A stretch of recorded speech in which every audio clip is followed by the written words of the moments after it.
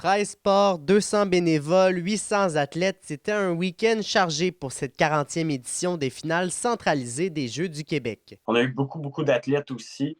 Donc, les parents, la population, c'est dirigé aussi aux épreuves des différents sites de compétition. Donc, je pense que ça a vraiment super bien été. L'organisation dresse un bilan positif de cette édition 2025. Je pense que c'est vraiment important pour la population, puis pour les jeunes, parce qu'ils découvrent de nouvelles sports, des nouveaux sports, ils découvrent des nouvelles passions. Puis peu importe si tu es bon ou si le dénouement de la compétition, tu vas quand même avoir vécu une expérience avec tout ce qui est autour, si tu y participes, bien sûr. Puis tu peux aller sur différents sites, tu peux voir, tu sais, le Témiscamingue, il était vraiment en mode Jeux du Québec. Fait que je pense que c'est vraiment le fun pour les jeunes qui puissent se promener d'endroit en endroit.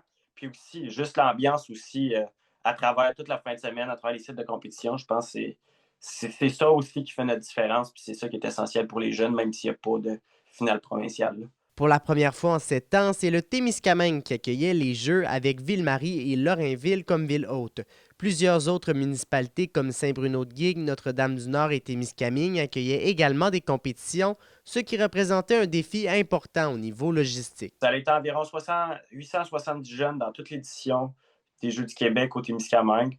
On a eu près de 200 bénévoles, près de 50 partenaires, 6 répartis sur 6 municipalités aussi. Là. Ça aussi, c'est un défi de logistique incroyable. Là. Puis on a réussi à offrir une finale, je pense, d'envergure, puis qui a vraiment porté fruit aux jeunes. Puis on sent qu'ils repartent avec la magie des jeux avec eux. Là. Les Jeux centralisés seront de retour en Abitibi en 2026 alors que c'est Rouyn-Noranda qui accueillera la compétition. Alexis Dumont, RNC Nouvelles.